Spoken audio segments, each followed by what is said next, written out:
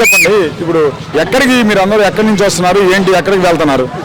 ఈపిరిపాలెంలో ఇవాళ door camp మన కర్ణం గీతా గారు, కర్ణం వెంకటేష్ గారు ఎన్నికల సందర్భంగా ప్రచారం కోసం. ఎలా ఉంది ఇప్పుడు కర్ణం వెంకటేష్ గారు మిసెస్ తిరుగుతున్నా అన్నారు కదా ప్రచారానికి, పబ్లిక్ క్లాస్ మీ పార్టీకి ఎలా ఉంది రెస్పాన్స్?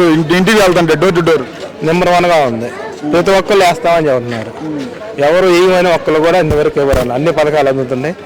పింఛన్ ఈ 2 నెలల నుంచి వీళ్ళు చేయడం వల్ల మాకు ఇట్లా ఉందన్నారు. రేపు నెల నుంచి వచ్చిద్దని చెబుతున్నాను. మరి ఇప్పుడు అటు చూస్తే కర్ణం వెంకటేష్ గారు, అటు ఆమంచి కొండయ్య గారు ఇప్పుడు ముగ్గురు తలపడుతున్నారు కదా. ఇప్పుడు త్రికోణ పోటీ ఏర్పడింది, ఎవరు గెలుస్తారు అనుకుంటున్నారు?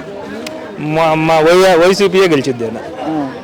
మరి ఆమంచి గారు ఏమన్నా మీ పార్టీలో కొనసాగి ఇప్పుడు బయటికి వెళ్ళి ఇప్పుడు ఇండిపెండెంట్ చేశారు కదా, మరి ఓట్ బ్యాంక్ కానీ చీలుస్తారు కదా, అప్పుడు ఎలా గెలుస్తారు వెంకటేష్ గారు? అసలు ఓటు బ్యాంకు చీల్చే అంత ఇదేం లేదు. ఏదో 5% 6% పోతాయేమో కానీ అని అంతేం పోదు. అది కూడా ఎవరో టీడీపీ వాళ్ళు ఇంకొకరు వేస్తారు. వైసీపీ వాళ్ళు మాత్రం మారలేదు, మారరు కూడా. ఎలక్షన్స్ దగ్గరలో ఉన్నాయి. ఇప్పుడు ఏదైతే ఉందో మీ వైఎస్ఆర్ కాంగ్రెస్ పార్టీ జగన్మోహన్ రెడ్డి గారిని 3 పార్టీలు కూటమి ఏర్పాటు వాళ్ళందరూ జగన్మోహన్ రెడ్డి గారిని ఓడిస్తామంటున్నారు. వాళ్ళు అంత సీన్ ఏమి లేదు. మనీ ల్యాండింగ్ అని చెప్పి పొద్దున కొండయ్య గారు రోడ్ల మీద ప్రచారం చేస్తున్నారు.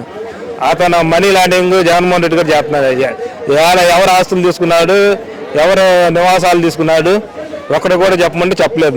ఉదయం రోడ్డు మీద అది ఇట్లా ప్రచారం చేసి జగన్మోహన్ రెడ్డిని అనవసరంగా ఇబ్బంది పెడుతున్నారు. మనీ ల్యాండింగ్లో ఎవరు ఇళ్ళు తీసుకోలేదు, ఎవరు నివాసాలు, ఎవరు పొలాలు, ఎవరు అసలు దప్తం చేయలేదు.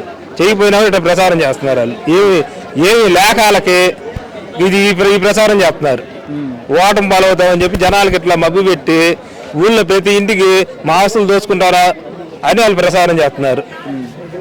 దీన్ని అలాగే జగన్మోహన్ రెడ్డి గారు గెలుస్తారంటారు? పక్కగా గెలుస్తారు. 150 సీట్లు పైన వస్తాయి.